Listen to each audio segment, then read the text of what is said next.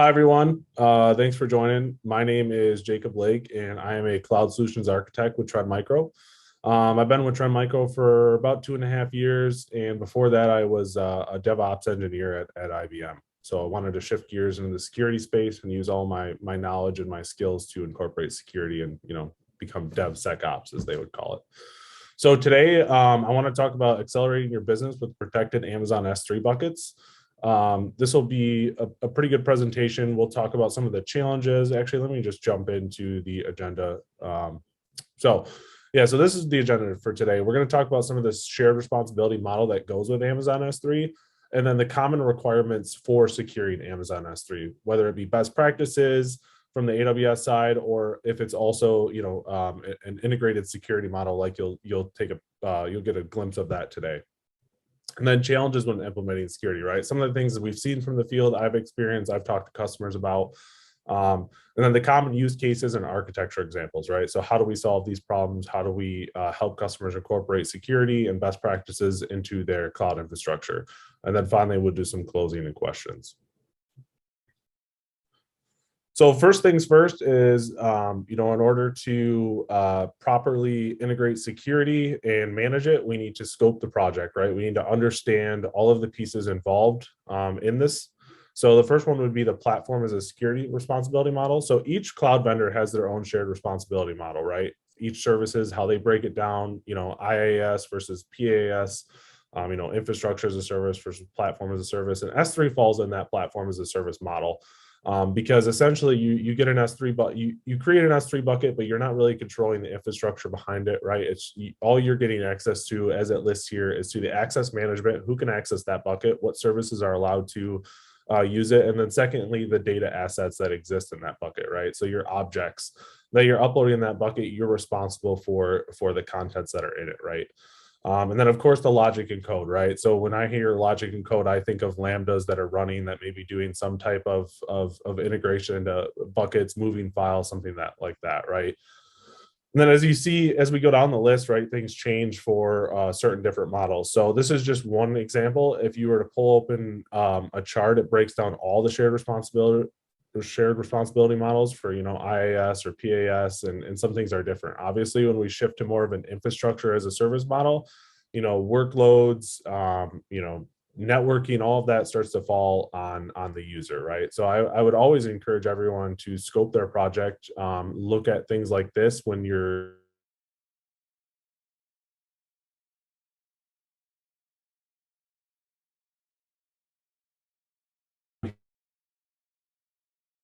that we see in the field, and kind of like a checklist we go through, and everyone seems to have different requirements based on their compliance and corporation.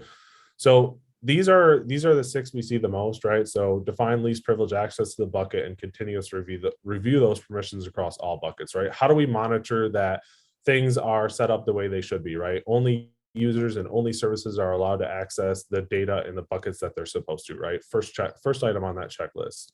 Second would be to incorporate proper encryption and data recovery, right? Which I think that the last presentation, I caught the last few minutes of this, but it did talk about DR. So it's kind of cool that I'm able to follow up with a little bit different perspective on securing it. Definitely no competition there. We're doing things a little differently. So enabling that encryption and data recovery, right? You want to be able to back up your data. You want to be able to have it encrypted. If you're having any type of sensitive personal information or compliance standards, right, you're going to have that checkbox. The third one on the list is define tags for better labeling and collecting, right? This is an AWS best practice, is to tag your assets, right? So when you go to query or you go to ingest this logic in one of your platforms or SIM or something like that, you want to be able to correlate the data that you see in the buckets, right? So what object was dropped when, or who did it, what it belongs to, right? So just one of them, best practices implementations. Fourth one is to enable the block public access for buckets, right? This kind of goes with defining least privilege access in a way, because obviously buckets can be public where anyone can drop or read files, and depending on your architecture and your workflow and what you're aiming for, obviously public buckets would probably be not the best choice. It just really depends on how it looks inside your internal workflow. But obviously that's a big one to look out for, right? And then number 5 is ensure the logging is logging access is enabled to track the access request, right? 6.1 is to validate the information being stored is safe and does not contain malicious code, which is something we'll spend a good amount of time on because that's really where we can help. But we can also help in some of these areas in terms of setup and compliance. So I will also talk about that too. So it's not just about actually, ensuring that the content and the data in the buckets are secure and non-malicious, but it's actually making sure the whole architecture as a whole is set up exactly how it should be for a production environment, right? The best practices you'd want to follow, and we'll show you 2 different perspectives on how we can kind of help with both things. So some of the questions based on the requirements, right? Which kind of goes along with the requirements that I brought up. How can we audit and validate that these security policies and controls have been implemented, right? How do we check and make sure that obviously I would always recommend using some type of infrastructure as code to spin up these resources, right? So that way it makes it pretty much immutable. So as many times as you need to do this process, it'll always stay the same, right? That's obviously a no-brainer there, but that's one way of solving that. Do users have visibility when changes occur that would violate a policy or compliance mandate, right? If somebody changes something, how are you going to know that, right? If a developer or an operations team makes changes on permissions, are you tracking that? And then we'll discuss options on how to track it, and we can help with that as well. So the next one is, how can our development teams be aligned with our architect's policies, right? How can we all be on the same page? And I'll also talk a little bit more about that in different slides, but we have different processes in CI/CD or that term shift left that you always hear. We have these processes in place, right? So a good example, if our development teams are spinning up resources in AWS and they're using a CloudFormation template, maybe scan that template before they're allowed to use it or pushed into a repository, right? That's just one example. How do we introduce scanning of malicious content without impacting the current workflow's performance or availability, right? And this one's a tough one to solve, right? Because everybody's workflow and integrations are completely different. Every customer I talk to has something different. A lot of times you'll have users uploading data into an application, which lands in a bucket. And we need to be able to scan that file quickly, process it, and move it on so we don't halt the application or the workflow, right? So this can be a ever-changing and growing issue, right? It just really depends on what the customer is trying to do. But the idea is to build a cloud-native solution that enables developers and operations team to be able to use our security and our technology to do that frictionless security implementation, right? That's the end goal. It is to not slow down teams and not break anything, obviously. So with that being said, right, we talked a lot about some of the requirements for securing S3. So, permissions, architecture, scanning the files, right? And then we talked about some of the questions that come up from customers, right? How do we validate the policies in place? How do we validate that there's no changes? How do we create a immutable workflow that is always consistent and aligned with the business unit, right? And one way we're able to do that is with a cloud posture management system. So if you haven't heard of that before, what Trend offers is called Conformity, right? And there's other similar solutions that do very similar things, but we have a solution called Conformity.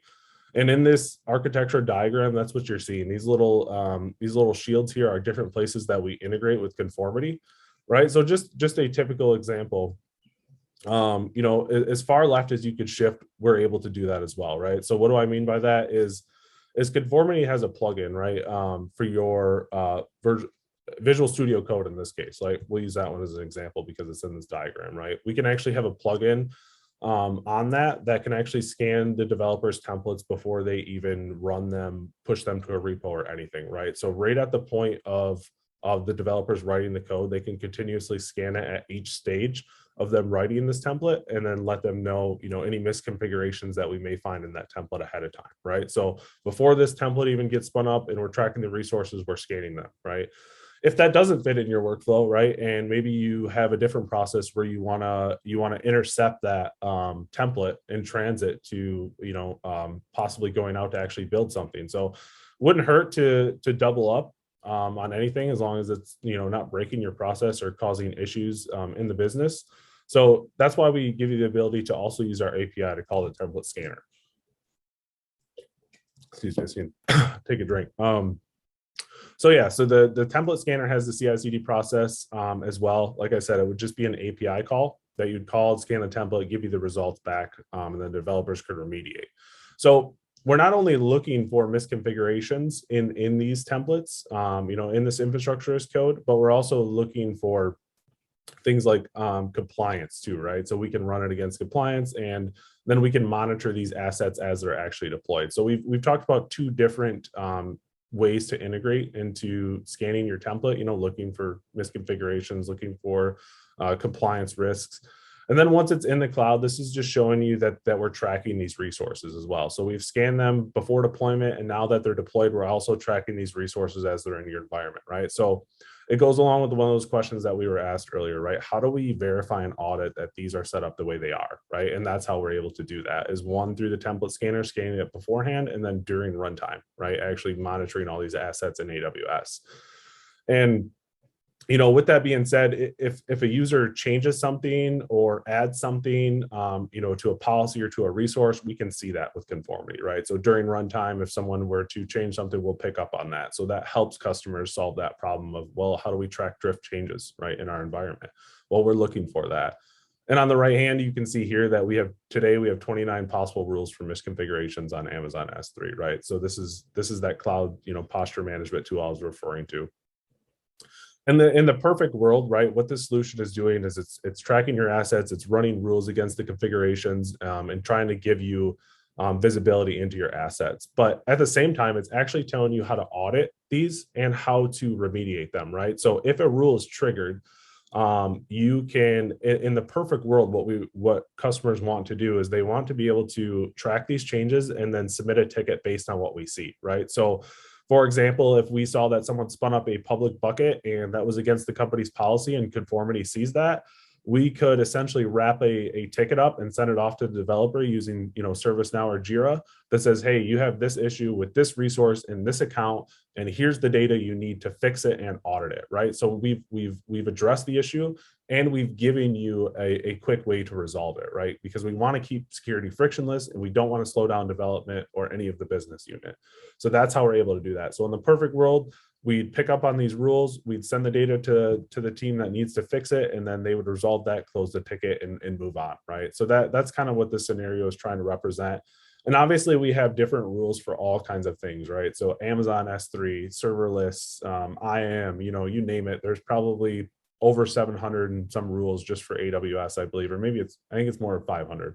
Apologies, it's about 500 rules we're looking for. And I think there's like 90 some services too. So very, very good product to have, just for visibility, right? And asset tracking. And if you add different tags, you can do different things as well. So that's how we solve the problem, right? So we've cleared the infrastructure and all the pieces involved in S3 at this point. And we'll go ahead and move on and talk about the next one, right? So that's kind of what this slide, that's why I wanted to jump to this slide, is because it's highlighting these tiles green because we've checked these boxes, okay? We've defined the least privileged access to the bucket, and we're continuously reviewing those permissions across all buckets. Conformity is monitoring that setup and configuration. Same goes through 2 for 5, right? We've enabled encryption. If you didn't enable encryption, Conformity would recommend that you do, right? Because we do follow the AWS well-architected framework. So we are incorporating AWS best practice into our rule checks, right? Same for the rest of these two. I won't read them all again, but you can see that we've highlighted and checked all these boxes, but we still have one over here, right? We still need to validate that the information being stored and safe and is not malicious, right? And that's once again, based on the shared responsibility model, this is taken on by the users, right? So how do we incorporate security into these buckets? One way to do that, I don't know if you guys are familiar with Jeff Barr, but he's I hope you are, it's the AWS chief evangelist over there. So he wrote a blog, very interesting, on the AWS site about how we're able to do this. So what we have is I talked about Conformity, which is the cloud posture management system, monitoring your environment, but I haven't talked about how we're actually able to scan files on S3 looking for malware, right? So that's what we'll get into next. So this is just kind of a cool little shout out that we want to bring out before we talk about the actual malware protection. And it's cloud native, right? All of these resources are spun up in your own environment, right? And it's all done through automation, right? So the bare minimum required from a user to set this up is access to AWS, and obviously the proper permissions to create the roles and services that are tied to this solution. But ultimately, you just need to give us a bucket name, right? And the CloudFormation template will do the rest. It'll add the permissions. It will integrate the different services talking to each other, which you'll see in a minute when I switch slides here. So before I get into showing you the architecture and how our actual malware scanning works, I want to talk about a common customer use case that we hear. Right, this is not necessarily a particular one. This is probably the most common request and setup that we see. Right, customer specializes in providing some type of software platform to its users. Right, this could be any type of application where users can upload data. It could be employee facing, customer facing, doesn't really matter, right? All that matters is the workflow and how that lands in the bucket. So a customer has a user document section, right, where I just talked about, where they upload files, PDFs, and so on, right? Very common use case. And the pain points with this is, right, how do we incorporate a strong malware prevention tool, right? Trend has been around for 30 years. All we do is security, right? So that we are very good at. So we've been able to create an anti-malware engine that runs on a Lambda function that can scan files, essentially, which I'll talk about more, but I'm just getting a little excited.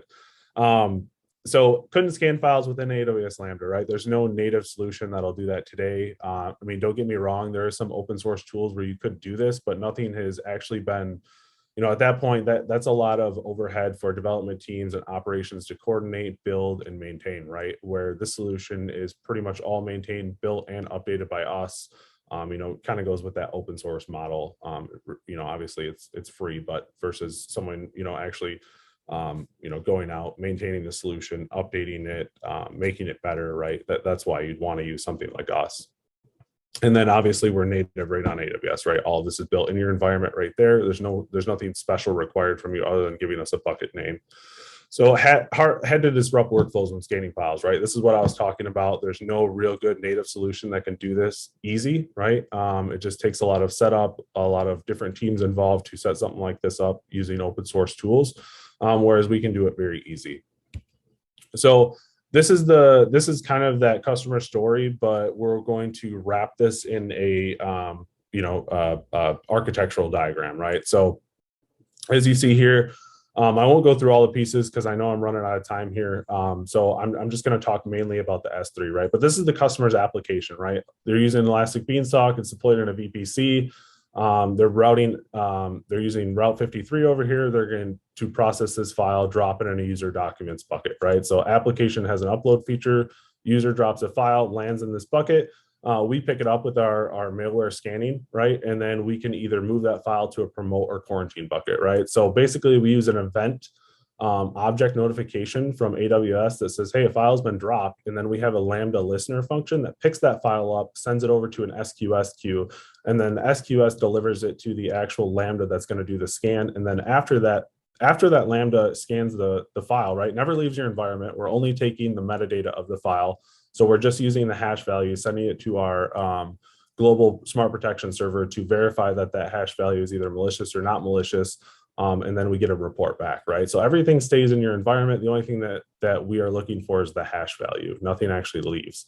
Once that's done, right, we use SNS topics to use the metadata from the tag result. So it was either malicious or it's not malicious. It was either scanned or it wasn't scanned. We add metadata tags onto that file. So you'll see like, file's been scanned, the timestamp it was scanned, and then if it was malicious or not malicious. And then we would also give you the actual virus name if we did find one as well, but that would be in our console, right? Or you could go through CloudWatch logs. But you can see some of that metadata that's tagged here. I forgot to mention that. So that's what it would look like on the file, right? So that's our setup, and it can all be deployed through CloudFormation templates, right? This is showing a small piece. This is the core piece, which is the malware scanning Lambda. But essentially, we built this so customers could rip apart our solution and basically use the Lambda scanner to fit into their workflow. So if our CloudFormation template doesn't work for you and you want to customize some of the stuff in there, you have that ability, right? So the idea is just to scan those files when they land in the bucket, and then after the file's been processed, we can move it to a quarantine bucket if we find it malicious, or we can promote it to your next environment. How am I doing on time? I know I was a couple minutes. I think it's 11:45. I have to stop, right? Or no? I can keep going. Yeah, I would say if you can, these are such relevant comments. You can start summarizing over the next couple of minutes. Okay, I'm sorry. Yeah, I'm trying No to. problem. I don't want to lose anything, but I didn't. Time goes so fast. I didn't think it would go this fast. So okay, so that's the setup, right? And the result was the cloud native scanning without workflow disruption, right? We were able to customize our workflow, our template to do what the customer wanted to, right? Very easy to do. We blocked and prevented any spread of malware and ransomware in buckets, right? We can quarantine those files, delete them, however you want to do what you want to do with them. The main goal is to find and identify those files, right? And obviously the solution is all built on Lambda and S3. So if there's nothing traversing into S3, there's no Lambdas firing up, there's no scanning taking place, that means you're not being billed, right? So we are in the marketplace and do have the ability to just do a consumption basis billing for this, right? And if you wanted to play with this, you could pretty much set this whole solution up in a free tier environment on AWS without incurring charges. So just to kind of wrap things up, right? We've talked about all the common requirements. We've done everything. We've verified the configuration. We're now scanning the files, right? So we've done everything, right? We've checked all these boxes, and we feel confident in the solution at this point, right? So this is my last slide, I promise, but this is kind of where we are at today, right, with AWS and all the different places we integrate. So this is just kind of a quick glimpse of some of the services. There is more here, but obviously we couldn't fit them all in here. But obviously we're trying to cater to the cloud native developers and give everything that they need in one place, right? And Amazon S3 is probably one of the most popular demands we get, just because there's really not a solution out there like it today, right? I think we're the only ISV to have something natively innate in Lambda like this. So with that being said, I know I'm running out of time. There's one last thing I want to talk about. And if you guys are familiar, we have AWS Workshops out on I think it's trendmicro.com/AWS Workshops. And you can actually play with this stuff. We have videos, we have a lab guide that shows you how to set this up and play with this. Most of the stuff is in the free tier category too, so you can get away with using it for free from us and AWS. So I would encourage everyone to go check out these videos, play with it, deploy the solution, see how easy it is, because I really didn't get to talk about all of the pieces involved, right, in terms of what's in the actual template. But you can deploy this thing in less than 15 minutes, and I'm being gracious with time on that. You can do it even quicker. The template's very quick and all automated. That being said, sorry, I went a little quick there. I feel like I left out a couple things, but time went faster than I planned. But I appreciate everyone listening to me.